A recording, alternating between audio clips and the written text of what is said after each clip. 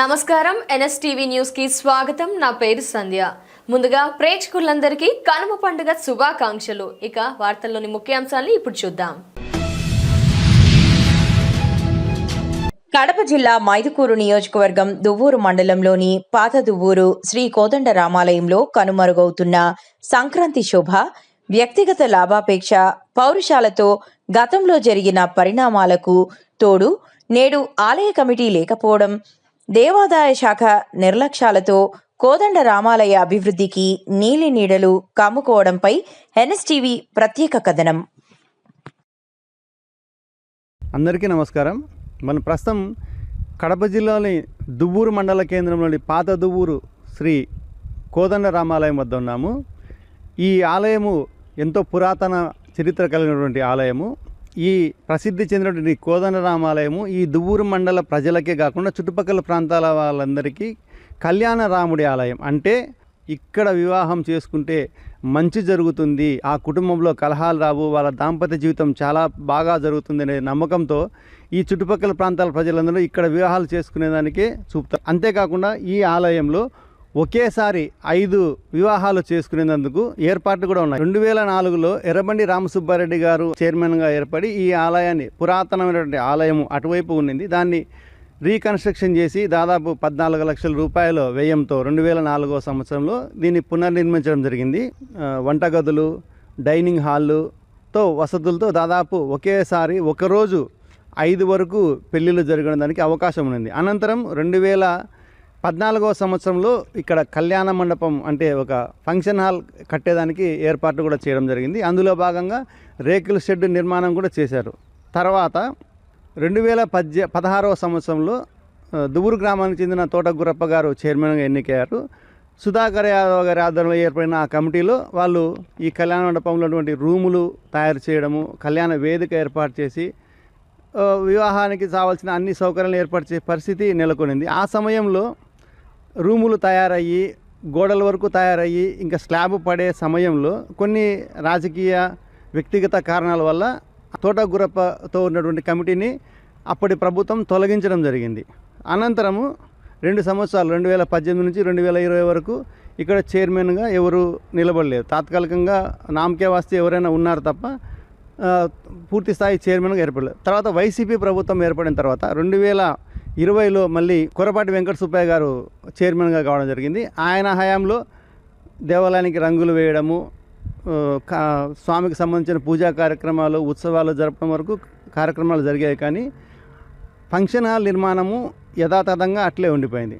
ఈ కోదండ రామాలయానికి సంబంధించి మొత్తం 24 ఎకరాల దాకా పొలం ఉండగా అర్చకుల కోసం 4 ఎకరాలు, తర్వాత దేవాలయ ప్రాంగణము ఒక 6 ఎకరాలతో ఉంది.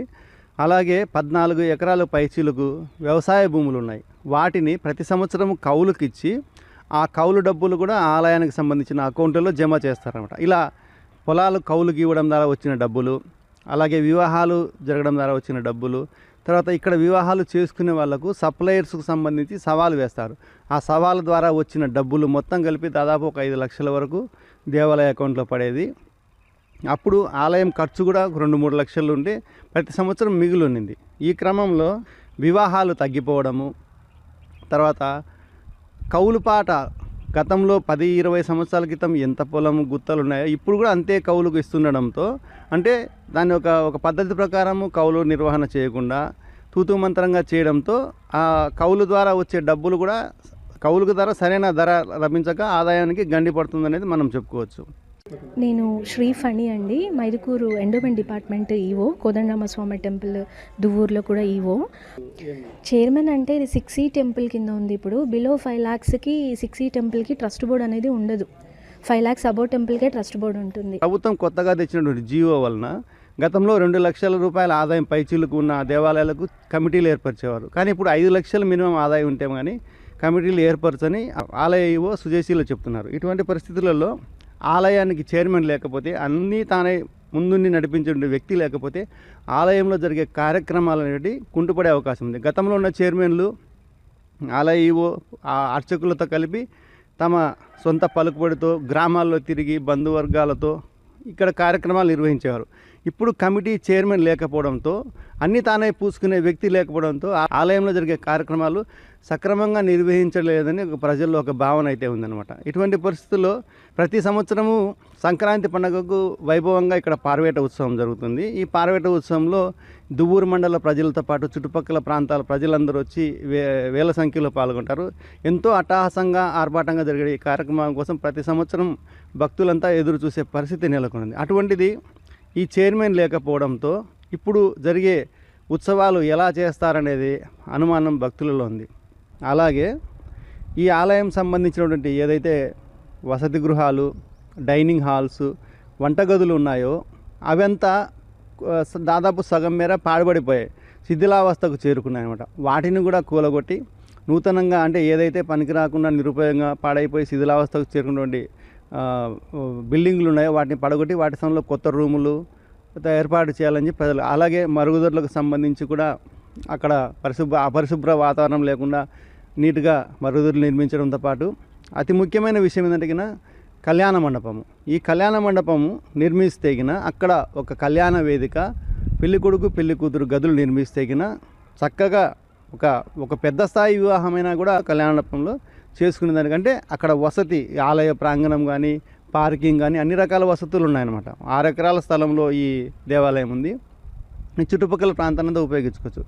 కొన్ని అనివార్య కారణాల వల్ల ఆ నిర్మాణం అనేది ఆగిపోయింది.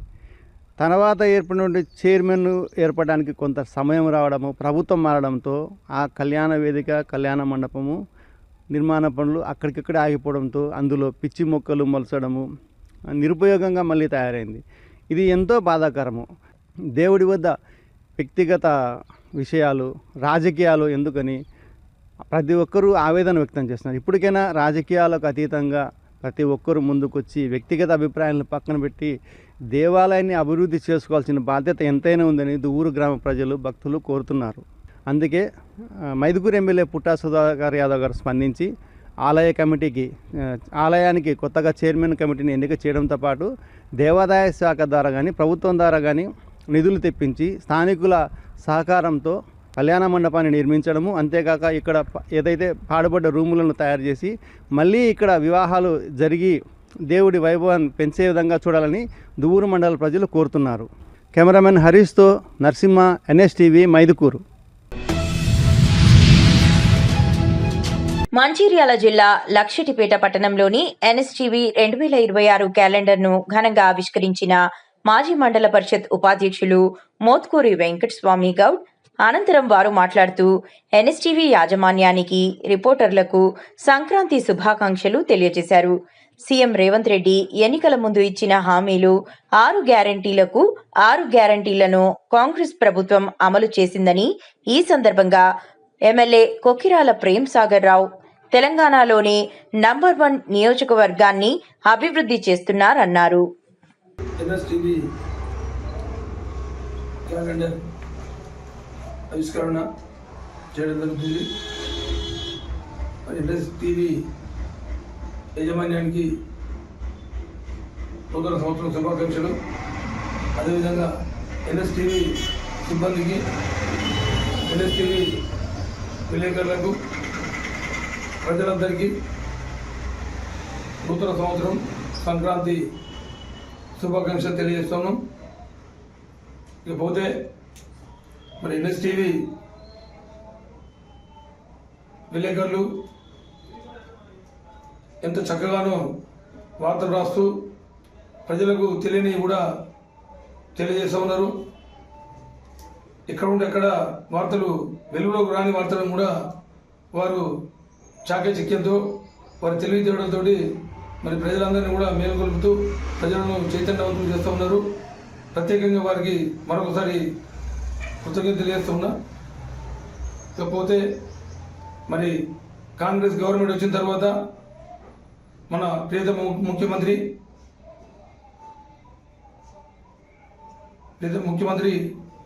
రేవంత్ రెడ్డి గారు ఎలక్షన్ ముందు చెప్పిన విధంగా ప్రజలందరికీ అందుబాటులో ఉండి కాంగ్రెస్ పార్టీ ప్రజల పక్షాన ఉంటుంది, మీరందరూ గెలిపించాలని అప్పుడు కోరడం జరిగింది. అదేవిధంగా కాంగ్రెస్ గవర్నమెంట్ వచ్చిన తర్వాత 6 గ్యారెంటీలు తీసుకొని ప్రజలకు ముందుగా చెప్పినట్టుగా ఒక్కొక్కటిగా నెరవేరుస్తా అని చెప్పి కార్యక్రమాలు తీసుకోవడం జరుగుతూ ఉన్నది.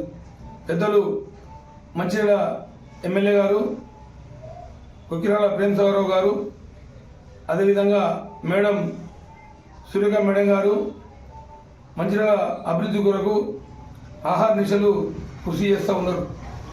వారు మరి మంచిర్యాల ప్రజలందరినీ కూడా కన్నబిడ్డలా చూస్తూ ప్రతి పండగలకి వారికి ఏ సమస్యలు ఉన్నా మేమున్నా అంటూ మరి వారందరినీ కూడా హక్కును చేర్చుకొని వారు సేవలు అందిస్తూ ఉన్నారు.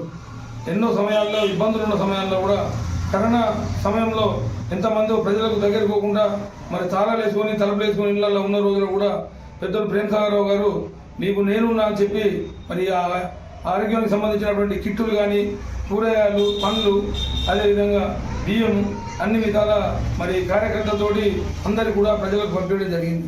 మరి అలాంటి మహానుభావుడు మన మంచిర్యాల నియోజకవర్గానికి ఎమ్మెల్యేగా దొరకడం, అలాంటి సురేఖమ్మ మేడం గారు మన అందరికి కూడా దొరకడం ఎంతో అదృష్టంగా భావించారు. ఇకపోతే అభివృద్ధి విషయానికి వస్తే మన మంచిర్యాల నియోజకవర్గంలో మరి గతంలో 20 సంవత్సరాల నుంచి లేని అభివృద్ధిని మరి పెద్దలు ప్రేమసాగరరావు గారు చక్కగా మరి పనులన్నీ తీసుకుంటూ ఉన్నారు. ముందుగా లక్షపేటలో గత 20 సంవత్సరాల నుంచి శిథిలావస్థలో ఉన్న హాస్పిటల్ను మరి ఒక రోజు వచ్చి చూడగానే హాస్పిటల్ శిథిలావస్థలో ఉంది, మరి దీనికి మెరుగైన సేవలు అందించాలి లక్షపేట నియోజకవర్గానికంటే మరి మంచి హాస్పిటల్ కట్టాలనే ఉద్దేశంతో మరి వారు కూడా చక్కటి హాస్పిటల్ను నిర్మించడం జరిగింది. అదేవిధంగా లక్షపేటలో గత 40-50 సంవత్సరాల నుంచి జూనియర్ కాలేజీ అదేవిధంగా హై స్కూల్ కూడా శిథిలావస్థలో ఉండే. వారు పెద్దలు ప్రేమసాగరరావు గారు ఇక్కడ చదువుకున్న రోజుల్లో మరి ఎప్పుడైతే ఎలాగైతే ఉండేనో మరి ఇప్పటి వరకు కూడా ఇలా అట్నే పాదగానే ఉందన్న ఉద్దేశంతో దాన్ని కూడా 10 కోట్ల రూపాయలతోటి మరి కార్పొరేట్ కాలేజీ మాదిరిగా మన లక్షపేట పట్టణంలో మరి కాలేజీలు కానీ హై స్కూల్ కానీ నిర్మించుకోవడం జరిగింది. ఇలాంటి మహానుభావుడు మనకు ఉన్నందుకు ఎంతగానో మనం ఆనందించాలి. ఇకపోతే దండపల్లి మండలంలో ఇంటిగ్రేటెడ్ స్కూలు మరి దానిలో 1000 మంది చదువుకునే విధంగా మరి పెద్ద ఎత్తున కూడా అక్కడ స్కూలు ప్రారంభమైంది. కార్యక్రమాలు జరుగుతూ ఉన్నాయి. బిల్డింగు మరి ఈ మధ్యకాలంలో కూడా పనులు జరుగుతూ ఉన్నాయి. మంచిర్యాలకు వస్తే మరి మంచిర్యాల నడిపొడ్డున మరి 350 కోట్లతోటి మరి 600 పైచిలకు బెడ్లతోటి మరి హైదరాబాద్ కార్పొరేట్ హాస్పిటల్కు ధీటుగా మరి పెద్ద ఎత్తున కూడా మరి ఒక హాస్పిటల్ను నిర్మించుకుంటూ ఉన్నాం. అక్కడ మరి ఆ హాస్పిటల్ అయితే మన చుట్టుపక్కల మంచిర్యాల నియోజకవర్గంలో ఉన్న ప్రజలే కాదు, పెద్దలు ప్రేమసాగరరావు చెప్తారు, మన జిల్లా కాదు 2-3 జిల్లాల మంది వచ్చి ఇక్కడ హాస్పిటల్ చూపించుకునే విధంగా మరి పెద్ద ఎత్తున హాస్పిటల్ ఉంటుందని పెద్దలు చెప్తూ ఉన్నారు. మరి ఏం చెప్పినా కూడా చెప్పినట్టుగానే జరుగుతూ ఉంటాయి. మరి ఇకపోతే మంచిర్యాల జిల్లా చెన్నూరు ఎమ్మెల్యే క్యాంపు కార్యాలయంలో ఎన్ఎస్టీవీ క్యాలెండర్ ఆవిష్కరించిన గనుల మరియు కార్మిక శాఖ మంత్రి వర్యులు డాక్టర్ వివేక్ వెంకటస్వామి. ఈ సందర్భంగా వారు ప్రజలకు, ప్రేక్షకులకు సంక్రాంతి శుభాకాంక్షలు తెలిపారు.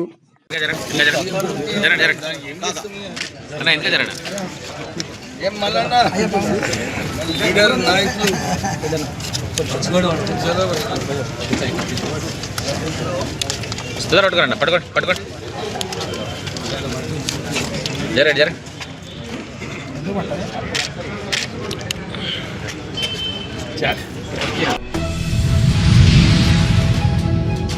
హుజూరాబాద్ పట్టణంలోని హై స్కూల్ గ్రౌండ్ ప్రాంగణంలో వాకర్ అసోసియేషన్ ఆధ్వర్యంలో ఎన్ఎస్టీవీ 2026 వార్షిక క్యాలెండర్ ని ఘనంగా ఆవిష్కరించడం జరిగినది. ఇటీ కార్యక్రమంలో రాష్ట్ర ఎస్సీ కార్పొరేషన్ మాజీ చైర్మన్ బండా శ్రీనివాస్, మాజీ కౌన్సిలర్ తాళ్లపల్లి శ్రీనివాస్, ఈశ్వర్ రెడ్డి, బత్తుల సమ్మయ్య, సదానందం తదితరులు పాల్గొన్నారు. ఇటీ కార్యక్రమంలో టీఆర్ఎస్ సీనియర్ లీడర్, రాష్ట్ర ఎస్సీ కార్పొరేషన్ మాజీ చైర్మన్ బండా శ్రీనివాస్ మాట్లాడుతూ ఎన్ఎస్టీవీ ఛానల్ దినదిన అభివృద్ధి చెందుతూ గొప్పగా ఎదగాలని ఆకాంక్షించారు. అలాగే ప్రజలకు సంక్రాంతి శుభాకాంక్షలు తెలియజేశారు.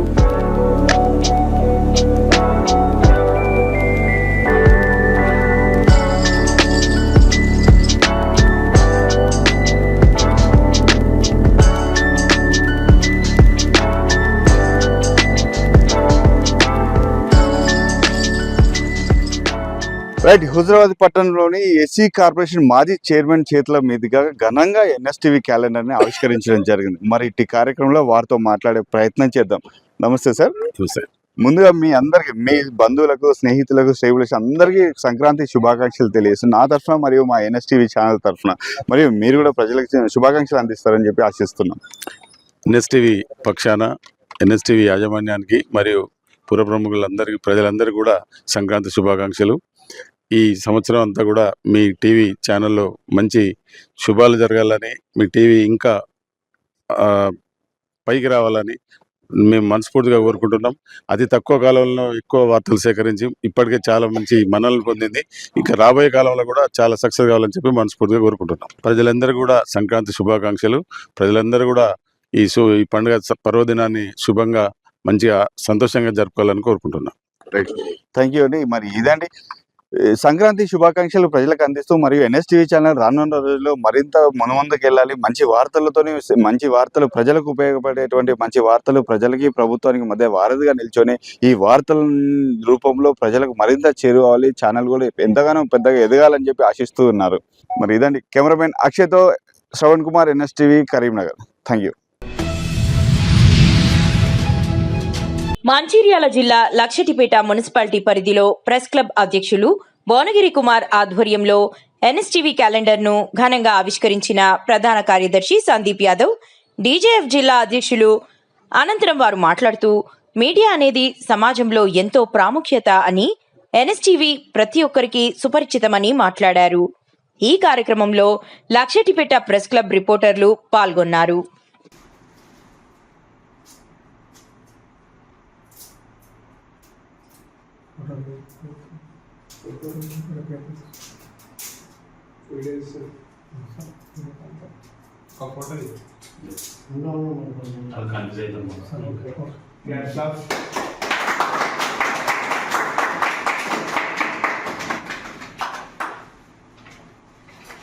ఈ బౌలర్లకి రీతులేదు మాలో తాగెత్తారు.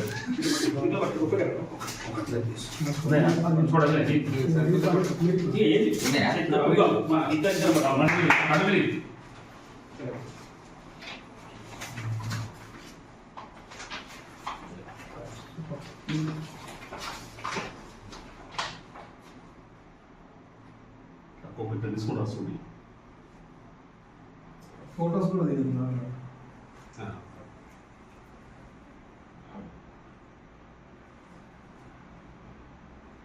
సత్యమని అర్థమే టెన్షన్ అంతే కాలేదు.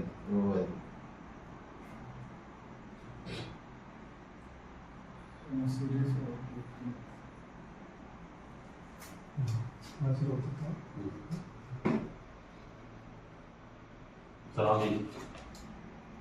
ఎన్ఎస్టీవీ నూతన సంవత్సర క్యాలెండర్ను ఈరోజు ప్రెస్ క్లబ్ ఆధ్వర్యంలో ఘనంగా ఆవిష్కరించడం జరిగింది. దీనిలో ప్రెస్ క్లబ్ సభ్యులమందరం ఉత్సాహంగా పాల్గొని ఈ క్యాలెండర్ ఆవిష్కరణలో భాగస్వాములమయ్యాము. మీడియా అనేది సమాజంలో ఎంతో ప్రాముఖ్యతను కలిగి ఉంది. సామాజిక వైద్యునిగా సమాజంలో జరిగే ఎన్నో రకాల అవినీతి అక్రమాలను బయటకు తీయడంతో పాటు అసమానత రూపుమాపే క్రమంలో మీడియా అనేది ఎంతగానో పనిచేస్తుంది. ముఖ్యంగా ఎన్ఎస్టీవీ లక్షటిపేట మండలంలోని ప్రతి ఒక్కరికి సుపరిచితము. లక్షటిపేట మండలంలో ఎన్నో రకాల ప్రజా సమస్యలను, అదేవిధంగా ప్రజలకు ప్రభుత్వానికి మధ్య జరిగేటువంటి కార్యక్రమాలను అంటే ఒక వారధిగా పనిచేసి ఈ కార్యక్రమాలన్నింటినీ కూడా ప్రజలకు చేరవేస్తుంది. మా NSTV local reporter Shri Sandeep Yadav గారు, మా ప్రెస్ క్లబ్ ప్రధాన కార్యదర్శి గారు చాలా హార్డ్ వర్క్ చేస్తున్నారు. ప్రజల్లోకి ఎంతగానో ఎన్ఎస్టీవీని తీసుకెళ్తున్నారు. ఇంకా రాబోయే రోజుల్లో మరింతగా బాగా పనిచేసి ప్రజల ఆదరాభిమానాలను చూరగొనాలని, పాత్రికేయ వృత్తికి మరింత వన్నె తీసుకురావాలని మనస్ఫూర్తిగా ప్రెస్ క్లబ్ అధ్యక్షులుగా నేను కోరుకుంటూ, తోటి సహచర పాత్రికేయులందరికీ కూడా ఈ కార్యక్రమంలో భాగస్వామ్యం ధన్యవాదాలు తెలియజేసుకుంటూ చాలా ఆనందంగా ఫీల్ అవుతున్నాం. కామారెడ్డి జిల్లా పిట్లం ముకుందరెడ్డి కాలనీలో దుండగులు 5 ఇళ్లలో చోరీలకి పాల్పడ్డారు.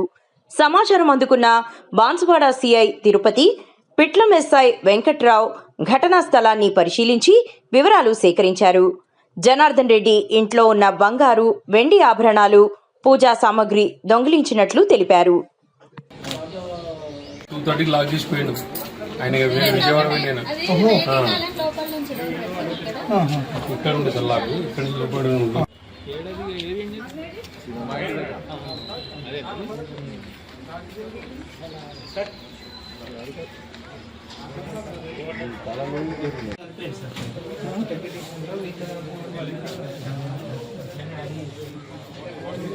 ఎవరు అన్నారు ఓలంటారు మీకు అనేట ఓలు నా దగ్గర నుంచి కాబట్టి వెంకటేష్ కామెంట్ ఓలో అన్నారు.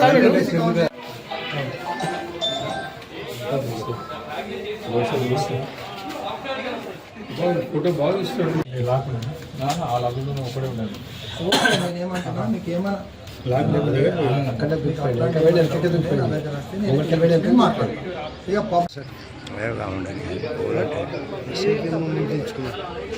తర్వాత